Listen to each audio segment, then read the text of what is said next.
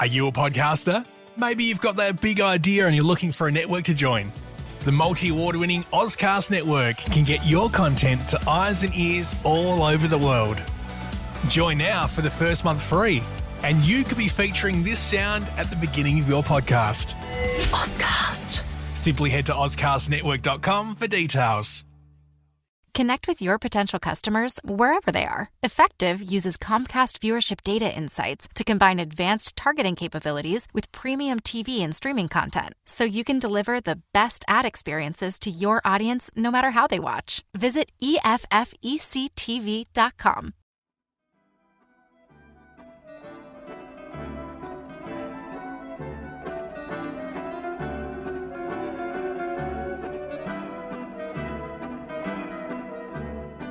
Hello world, you're listening to Strategicon, the podcast of Sage International Australia, SIA, your window to all things security and foreign affairs. In today's episode, we'll be looking at the decision by the Trump administration to formally recognise Jerusalem as Israel's undivided capital, going against the opinion of the broader international community. If there is one thing that unites the Middle East, Arab and non-Arab, Sunni, Shiite, Sufi and other branches of Islam, it's the issue of Palestine. If there's one thing that is guaranteed to change the balance of power in the Middle East, it is the issue of Palestine. Long off the international agenda, Palestinian rights have been unloaded on whatever passes as Israeli internal security, essentially since 9/11. The US and the world has been so caught up with the scourge of Islamist terrorism and counterinsurgency that it was content not to revisit a problem that, barring a major war, had no fair or just solution. The belief that Israel will pull back to the 1967 border, giving the West Bank to the Palestinian Authority, is now farcical. Israeli settlers, backed by the Israeli government, have stripped away and divided Palestinian territory in a way that would make the voluntary removal of Israeli settlers from the best, most fertile and strategically advantageous lands on the West Bank impossible. Israel's government, while touted as the only democracy in the Middle East, has narrowed its focus on pleasing its own politico-religious extremists who believe that a greater Jewish state is the only viable future for Israel, that sharing political benefits with Palestinians in the occupied territories and ending Israel's warlike stance against the Arabs and Persians would be akin to letting the barbarians through the gates, a guaranteed form of political suicide. But of course not all Israelis subscribe to extreme Zionist views. Not all want to be the permanent jailers of the Palestinians, whether they live in Gaza or what is left of the West Bank. But the peculiar system of government in Israel, cleverly manipulated by Benjamin Netanyahu and his coterie of extreme right-wing supporters, has sucked the oxygen out of the room. No Israeli wants to be publicly shamed as a self-hating Jew, and no person outside the Jewish faith wants to be accused of anti-Semitism for criticizing Israel's government, even when the Israeli government's moral compass is found wanting. The Muslim and Arab worlds have always believed that occupied East Jerusalem would be the capital of an independent Palestinian state. But for cynics of the Arab-Israeli peace process, the almost willful lack of serious development over the past 17 years was evidence enough that the two-state solution was dead. All that was needed was someone to officiate over its funeral. Perhaps President Trump, a supporter of the more extreme elements of America's influential Jewish lobbyists, was the person for this job. But now, having done that, what will come from America's decision to ignore completely Palestinian wishes that East Jerusalem become the capital of an independent Palestine? What has set this in motion?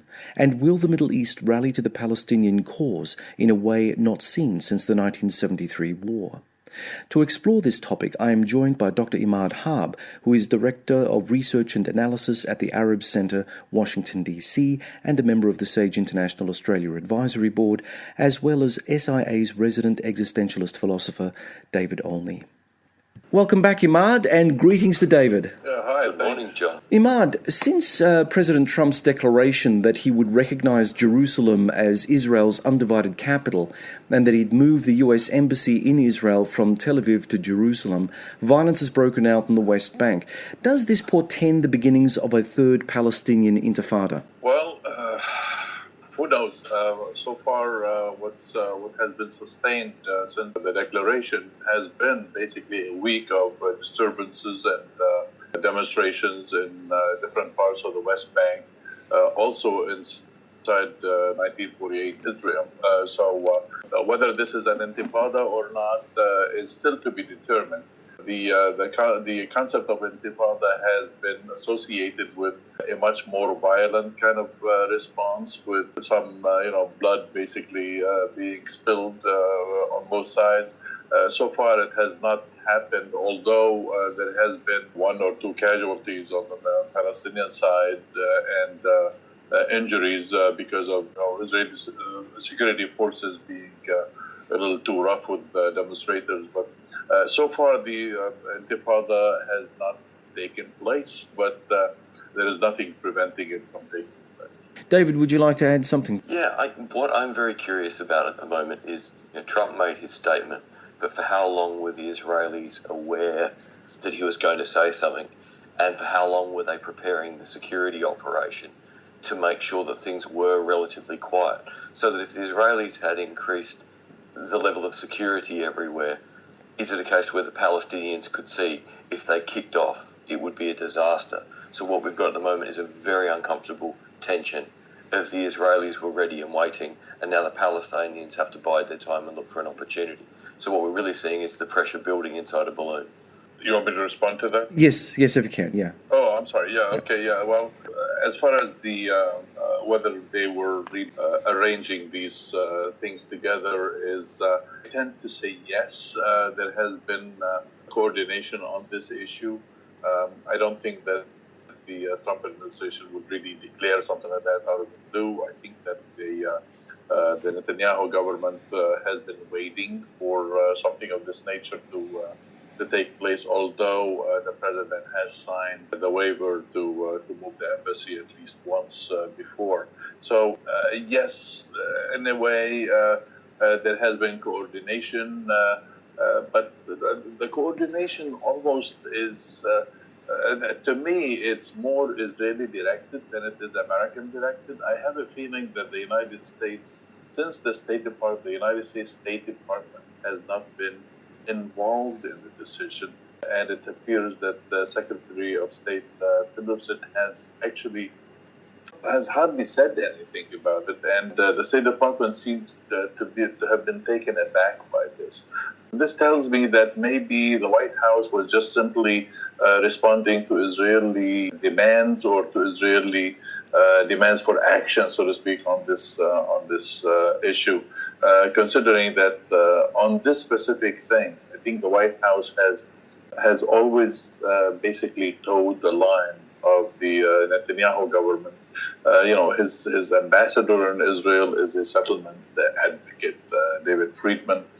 His son-in-law has very, very deep connections to the settlement movement through his father. These people are making decisions for the White House, so to speak. So whether there has been really State Department influence or not, it's definitely a White House decision based on White House political considerations, specifically with relations with the Netanyahu government. Imad, just continuing on this theme, what was behind President Trump's thinking? I mean, is there a strategic logic that he's reacting to, or, as many of his international critics contend, is this just another in a long series of ill-thought-out judgments by the US president? Well, the ill-thought-out judgment is definitely there. Usually when you have reasoned judgments, you really have people who know what they're talking about, who know what they're dealing with. This is an administration, this is a White House that is led by somebody who's I'm sorry to say, is totally clueless on anything related to Middle East issues or international issues for that matter. I mean, he lacks the basic knowledge about these issues. So this is why I go back to the previous question of the White House is really towing the Israeli line. The White House doesn't know anything about this, so they're doing this. Now, as for why is it doing this, there has been two different reports on why these people are are doing this, and they all have to do with the issue of I don't know if you know about this basically peace plan. There has been a peace plan talked about that's it's called the outside-in peace plan. Instead of going through the Palestinian, talking to the Palestinians about resolving the Israeli-Palestinian issue, there has been an attempt by the Trump administration to come around it the other way around, to come around from the Arab states towards the Palestinians. In other words, you resolve the issue with the Arab states, and the Arab states would push the Palestinians to a certain kind of resolution. So there have been two reports on two different plans that the White House was interested in, and either of these plans would have required that the United States would do something about Jerusalem. In other words, if any of these plans had succeeded, the United States would have had to have issued its declaration on Jerusalem to be the capital of Israel. The first one is something that was talked about that Netanyahu had proposed to the Saudi Arabians through Jared Kushner himself, and built upon a few principles. First, that basically the IDF, the Israel Defense Forces, would remain in the West Bank, in control of the West Bank, that Palestinians would have a non-contiguous place where they may have some self-rule, with a small village about 10 kilometers outside of Jerusalem called Abu Dis as a capital for Palestine. And this was reported to have been spoken of by Mohammed bin Salman, the Crown Prince of Saudi Arabia, with President Mahmoud Abbas, when he invited him back in November to go to Riyadh to talk about it. And the plan was just simply rejected outright by Mahmoud Abbas.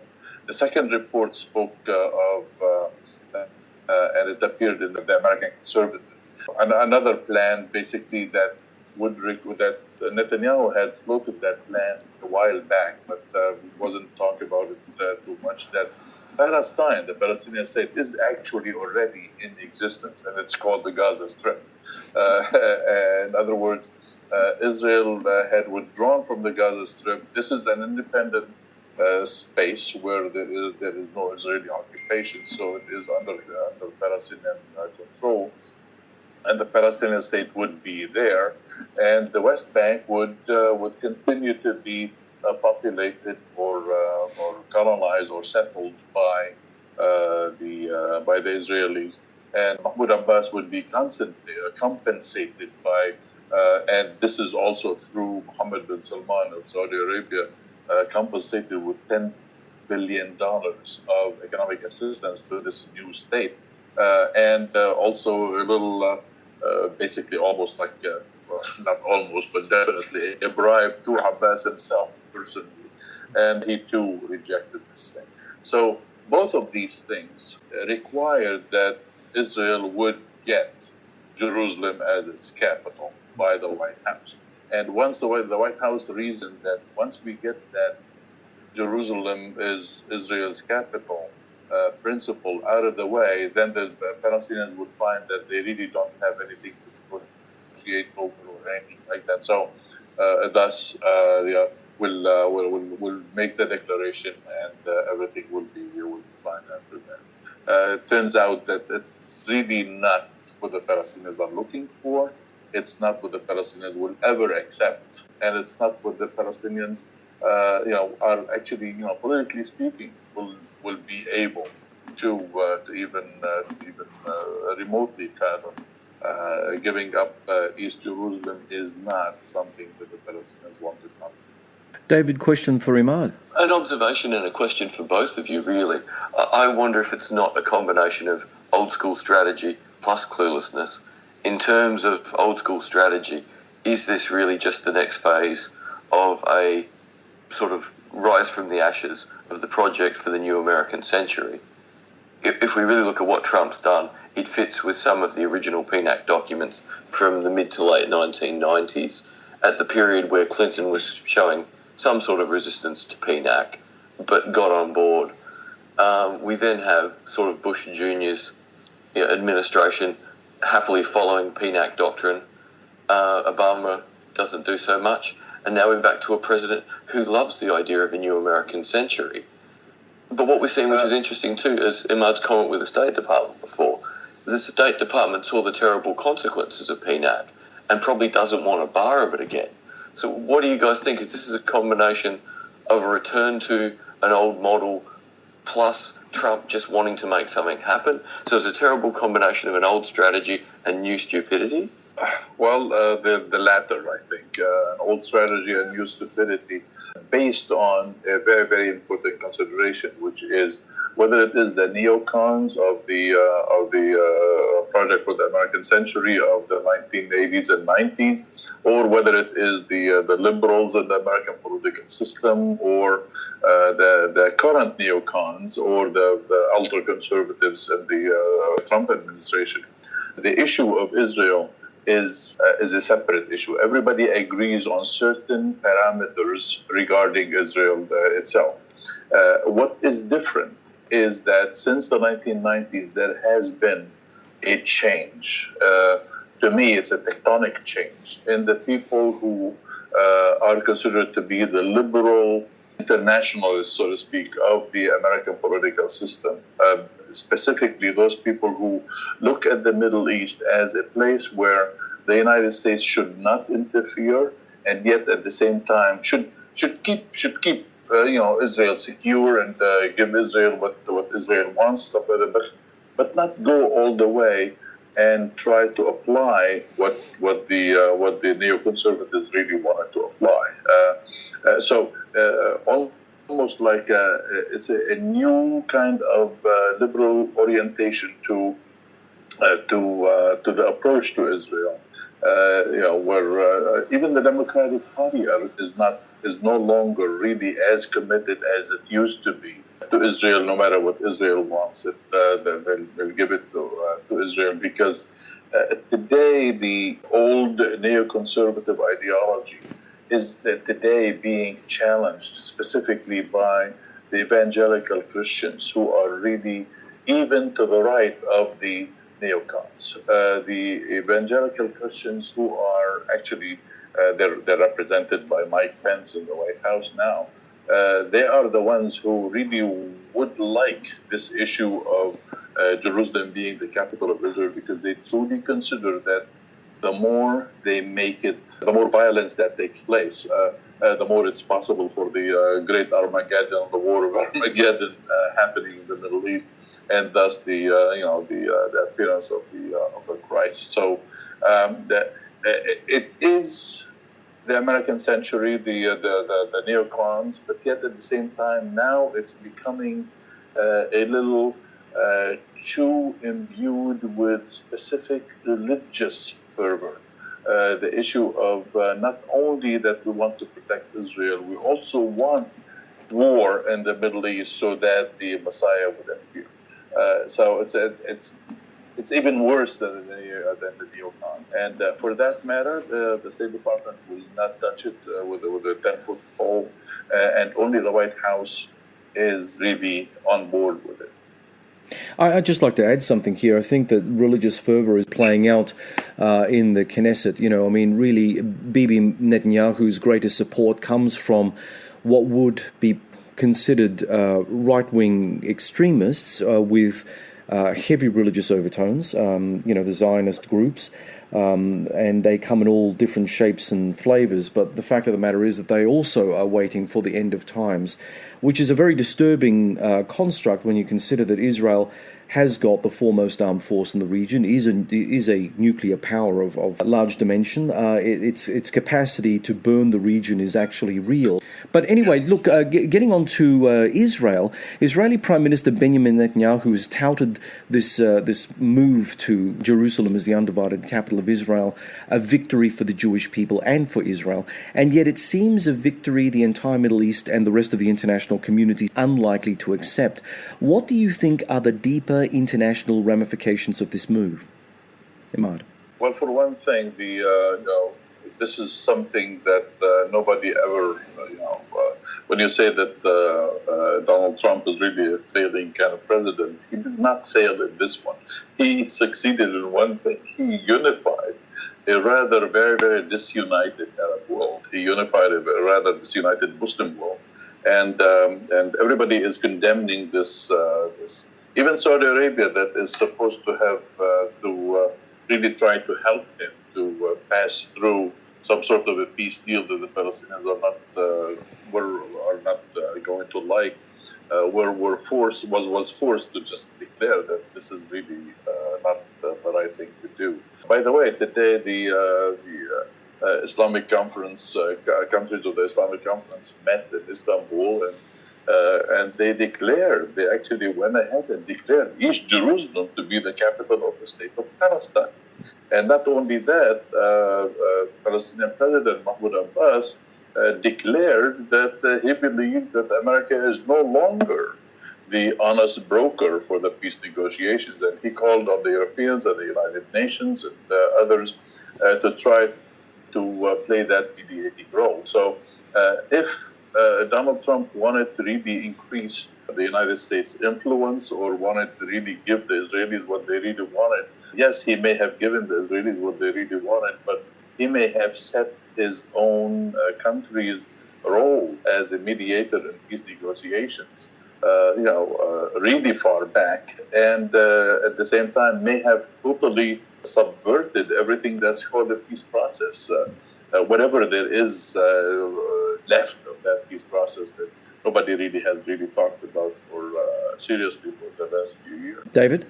I think what really interests me at the moment is to go, Trump can't deal with being frustrated. When he gets frustrated, he does ridiculous or extreme things. And this is a wonderful case where his frustration, he hasn't been able to control Iran, he hasn't been able to control Syria, nothing in Iraq has gone as quickly or as effectively as he would like. And suddenly he's like, well, I'm going to do something. And the irony, it seems to me, is now that the Muslim world has got a way to come together, probably with the Europeans and other relatively normal bits of the world, to go, well, actually, no, making this situation worse is not acceptable. This seems the best opportunity for years for the rest of the world to come together, separate from the Americans, to try and work out something more credible to assist the Palestinians. Ahmad, do you think there's a sense of cohesion building that the rest of the world just needs to come up with something to help the Palestinians? Obviously the Muslim world is beginning to do this. Of course, the Europeans are no longer ready to really pay the price for a peace process, that while the United States is the one that influences things on the ground.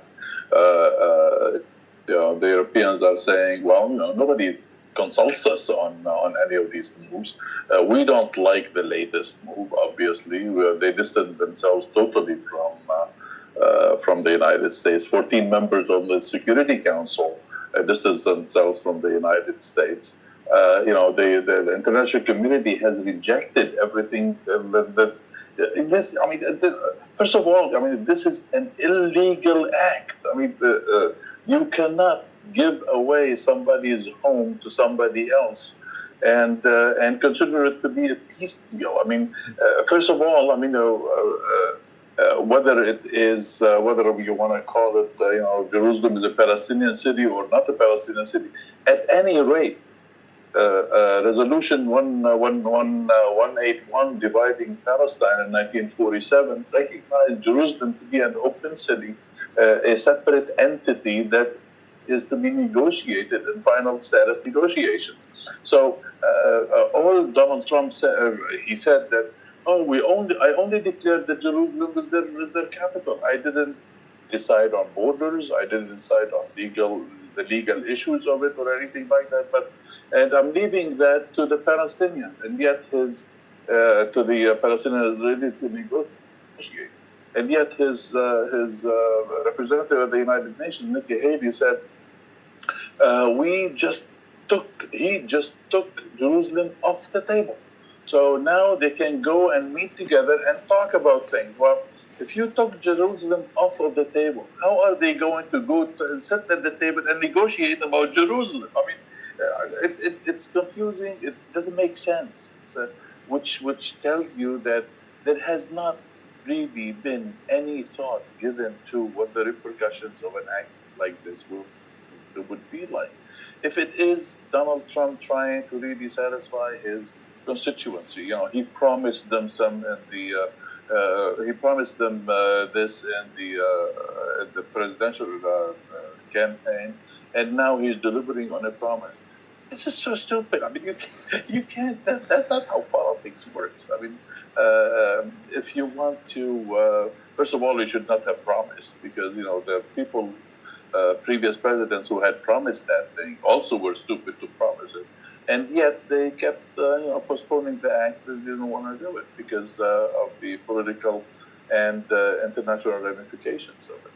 So it's. Now, if the Europeans come and say, well, we want to interfere, and this is the biggest problem here, there is no replacement of the United States. This is the tragedy of it. The United States cannot be replaced by the Europeans, because the Israelis are not going to accept anybody except the United States to negotiate, to be the mediator in this. So, as far as I'm concerned, the peace deal the peace process is definitely dead. One of my colleagues here called it the Oslo Accords. The Oslo era has come to an end, and it actually has come to an end. No matter what they have agreed in Oslo on whatever Palestinian controlled areas in the West Bank or anything like that. I mean, Israel right now can declare the whole West Bank to be part of Jerusalem. What prevents Israel from doing that? It is the force majeure on the ground. It is the one that controls the territory. It is the one with the military force. So what prevents Israel from doing whatever it wants to do? So where is that peace process? No longer there. And now let's take a break here. You're listening to Strategicon, the podcast of SIA.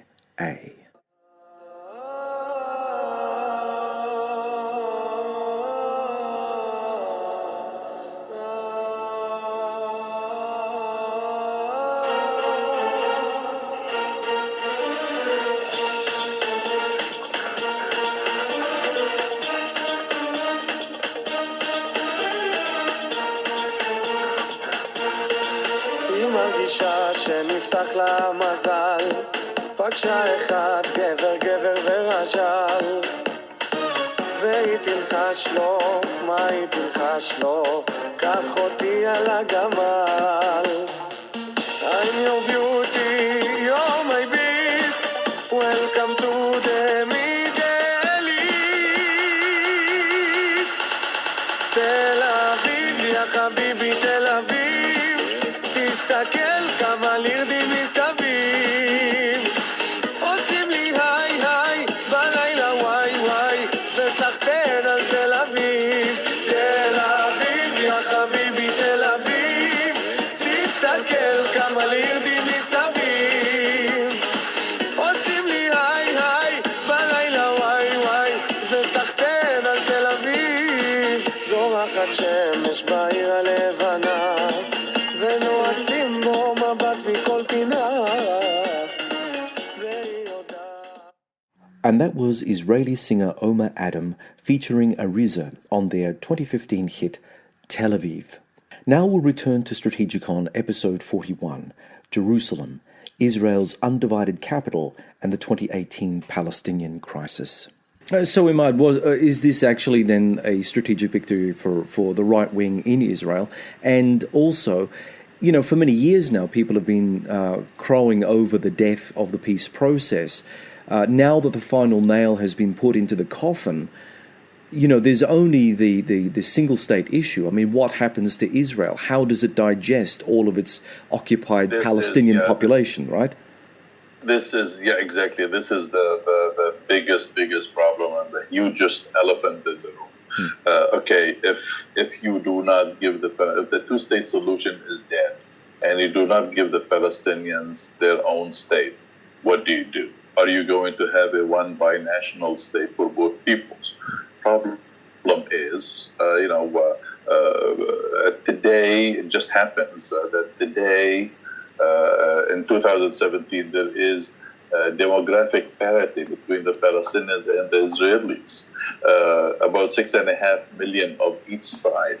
But the Palestinians have, demographically speaking, are supposed to be a majority state. So if you do have a one binational state, then the Jews are obviously quickly going to become a minority, and therein lies the problem of that binational state. So this is why everybody is saying, I prefer that the two-state solution go away and the democratic binational state be established, but Israelis are not going to accept that. So, which by default means that the two-state solution is still alive, no matter how dead it is. But how does it come to life? It's alive, but how does it really come to life and can it get out of being in coma is the biggest question there is. Who's going to bring it out to life? How does it come to life, considering that the Palestinians, that the Israelis are going to reject anything that's called open Palestinian state with sovereignty and East Jerusalem as its capital, and not have security guarantees or whatever it is that Israel has been requesting for decades now.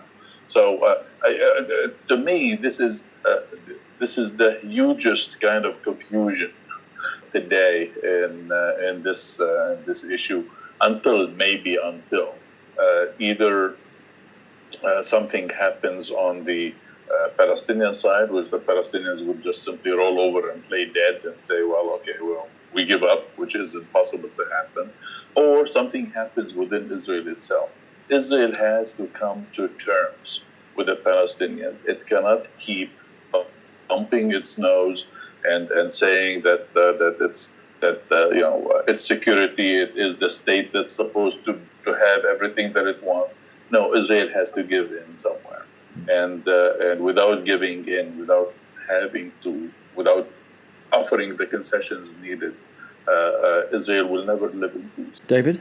It seems to me that we're now at a point where it's two tectonic plates that can't do little moves and little shakes and little earthquakes, and we're just going to watch the ground buckle and bend and pressure build until there's a monumental rupture. And it might be that neither side gives ground, the tension just builds, and it just becomes, sort of unsustainable. And the great fear is that all we see from now is no one knows what to do for a few years, 5 years, 10 years, whatever it turns out to be, and then just cataclysm. Because both sides have been stretched to the point of no return, which is the most horrifying thought I can sort of imagine for it. Exactly, and the other tragic issue with it is, the American administration is trying to coalesce all these people who say that Iran is a threat. We should do something about Iran. I mean, how do you combine all these? How do you unite all these? If you are doing this to their heart, the Arab world's heart is Jerusalem, is the Palestinian cause. I mean, if you do this to Jerusalem, how do you expect them to really be with you wholeheartedly against Iran? Considering also, by the way, that after Israel, Iran is probably the most to benefit out of this decision, because everybody now is going to say, well, Iran has always been right, and Iran is the one on the right path. Look, I think Palestine seems to be the only issue in the Middle East that, as we've discussed earlier, Arab and non-Arab people in the Middle East and people from across the sectarian Sunni-Shia divide can agree on. It has been 44 years since the 1973 Arab-Israeli War.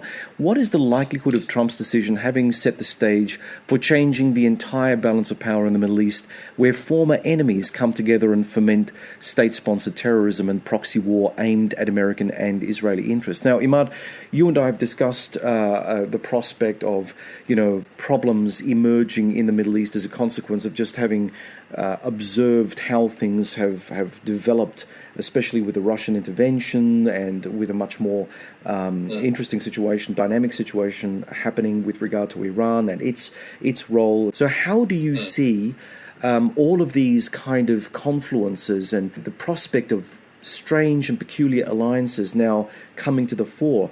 I mean, can, for instance, the Palestinian issue bring the Qataris and the Saudis together in an unexpected way? Can Iran and Saudi Arabia and Turkey and Egypt coordinate efforts against Israel, whether that be, paramilitary or diplomatic?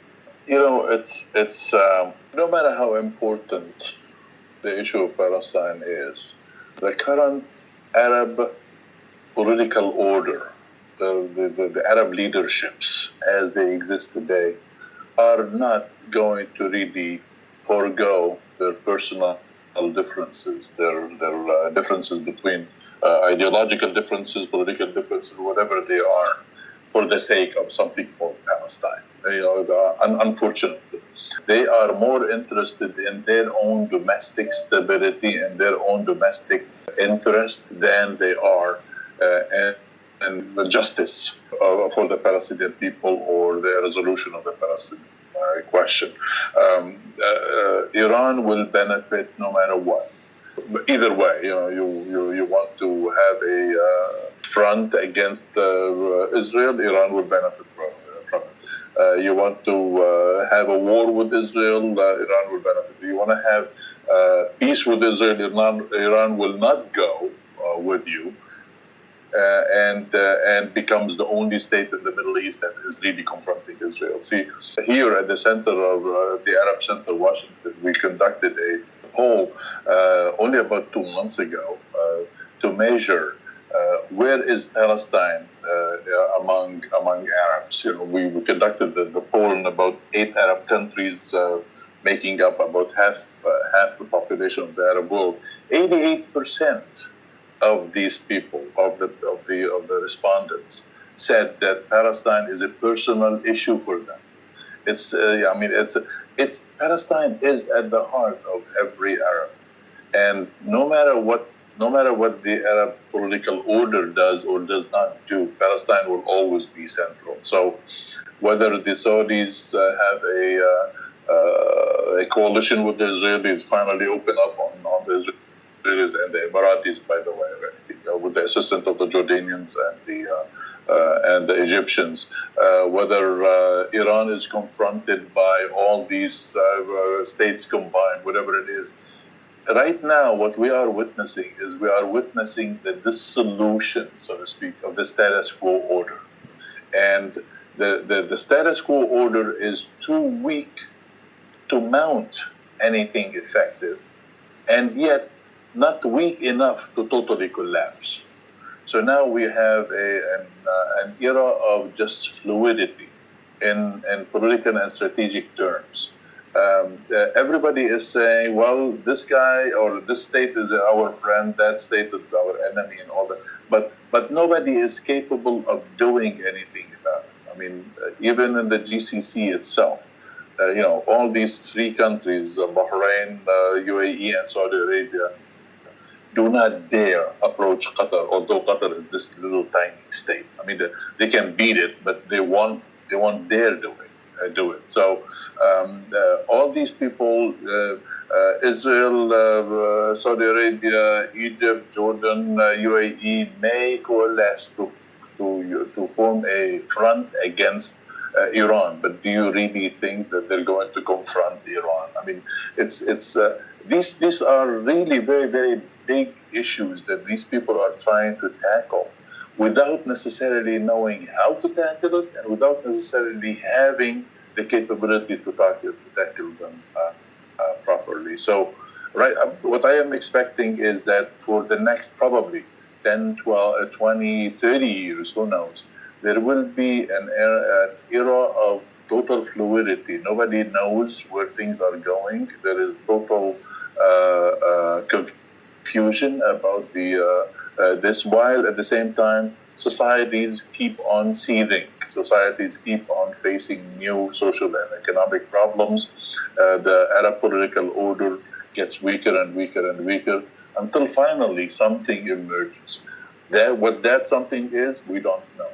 It tried to emerge 6 years ago with the Arab Spring, but apparently that too failed. So nobody really knows what we're coming out to. David?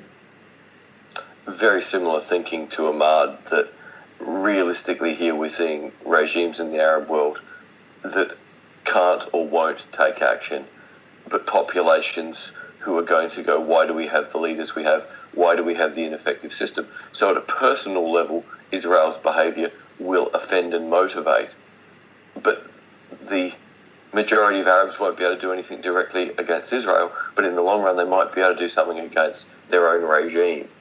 So Israel has, in a sense, now got time to sit and watch and wait and see which society can transform most effectively and completely and potentially become dangerous, and to be there at the beginning to interfere as soon as it possibly can. And as long as Iran can stay the biggest, most capable country in the region, everyone will look to it to go, well, how dangerous are you? Might you be on our side? But yeah, the idea of the Arab world coming together against Iran, it just doesn't seem likely, because at the moment the Iranians have such an advantage. So again, from the outside, we sit and look at the Arab world again and just throw our hands in the air, going, there's all this tension, there's all this fuel. It's just a question of what's the spark going to be. But, I think Ahmad's absolutely right. We can't tell what kind of fire it's going to be and what will come out the other end of the fire. May I ask you a question to David, John? Yes, absolutely. David, what do you think will happen with Israel itself? Israel itself, the entity, the people, the polity? Honestly, I think this is the pressure cooker moment where Jewish Israelis who don't want to live in this kind of authoritarian, violent, manipulative state start potentially leaving again, which means the Orthodox right wing in Israel become more and more and more and more powerful. And that because they can see the Arab world seething around them, they will have to coalesce into something more willing and more capable to use violence, use power, so that we do end up with the tectonic plate idea I mentioned before, where I really can't see, where you sort of said maybe 20, 30 years before the Arab world coalesces.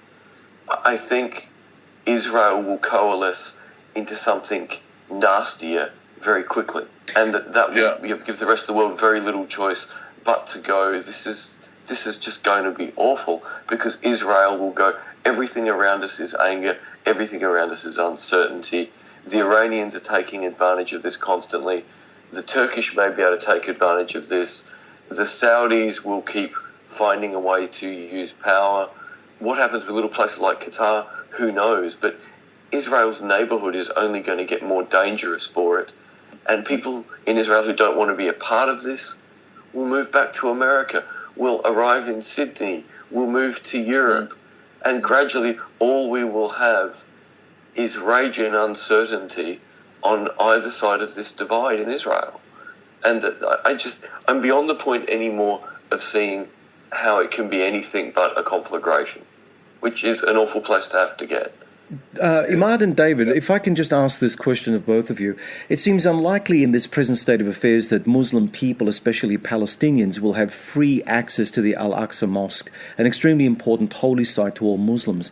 Can Israel, a partisan Jewish state, ever really be considered a good custodian of the religious rights of Muslims when Muslims are considered the implacable enemies surrounding Israel? Imad, you want to have a crack first?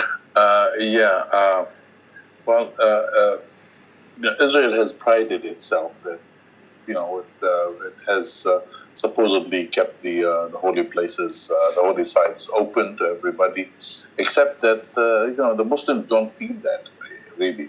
The Muslims feel that they are prevented from free access to the Haram Sharif, and also are afraid that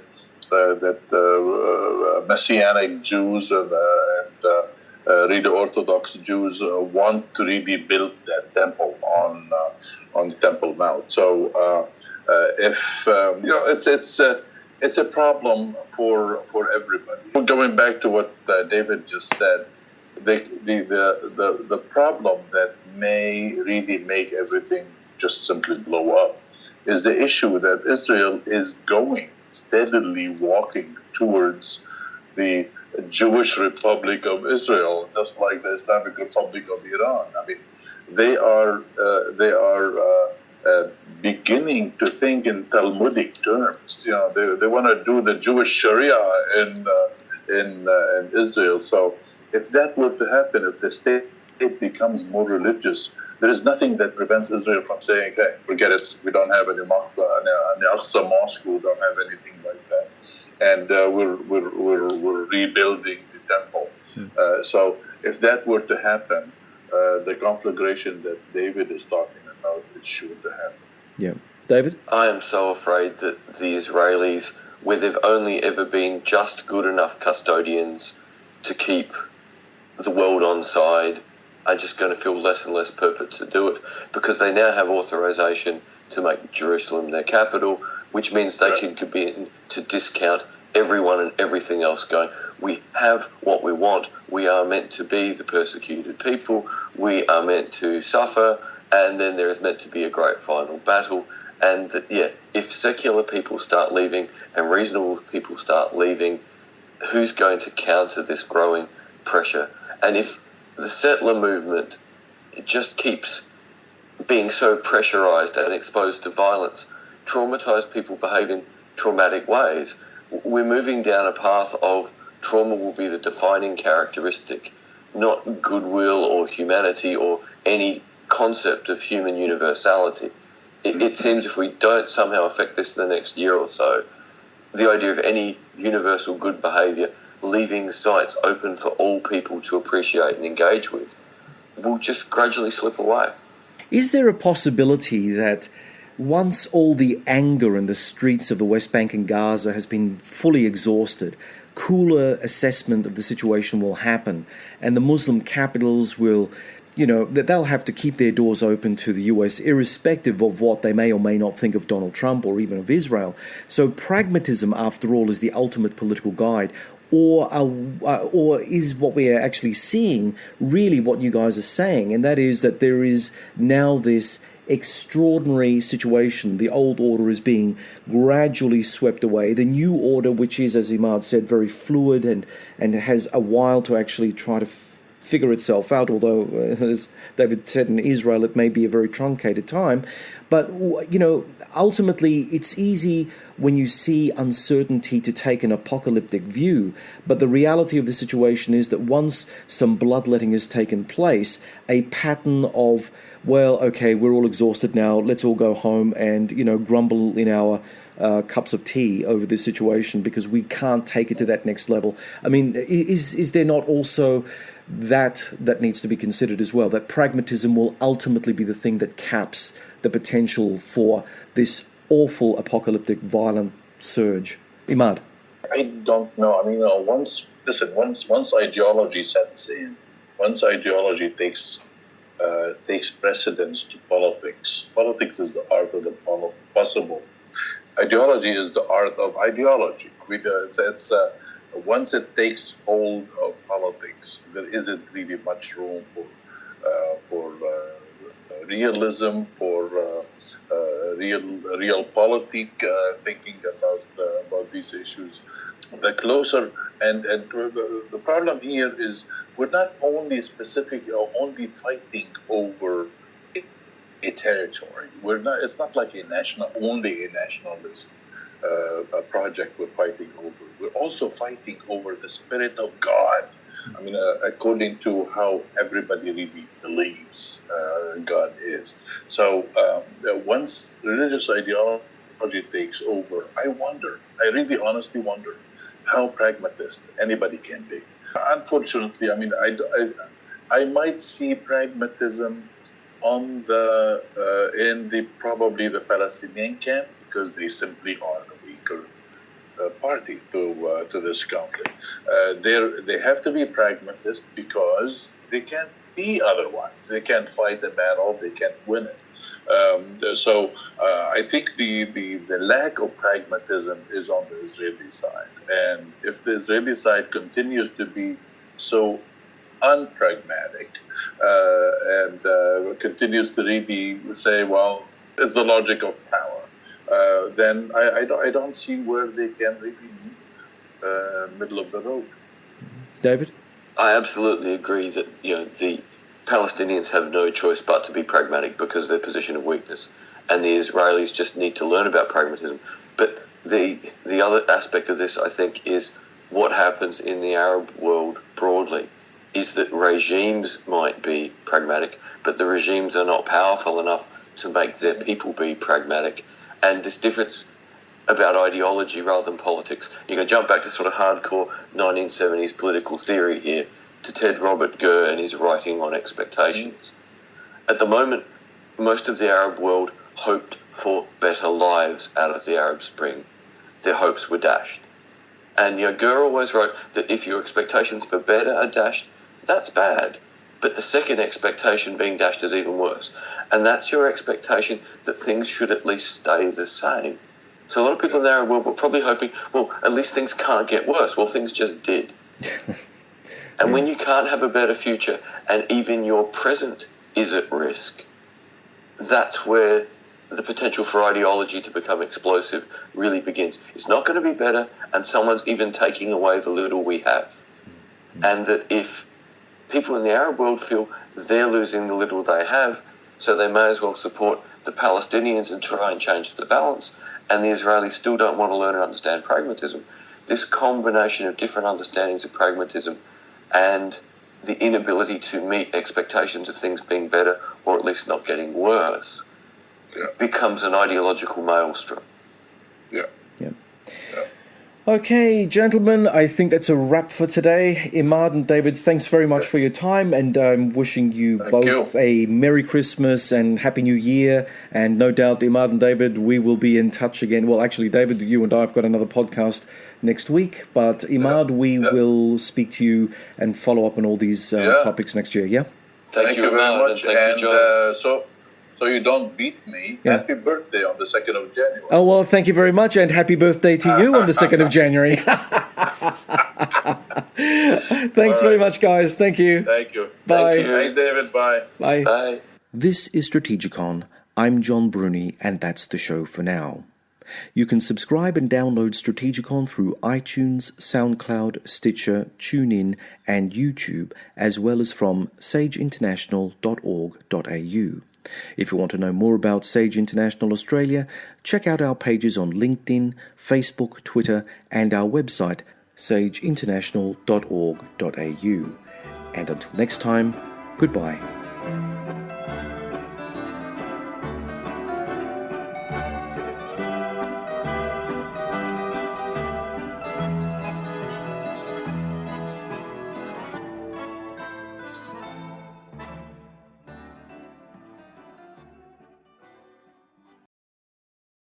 Connect with your potential customers wherever they are. Effective uses Comcast viewership data insights to combine advanced targeting capabilities with premium TV and streaming content, so you can deliver the best ad experiences to your audience no matter how they watch. Visit EFFECTV.com.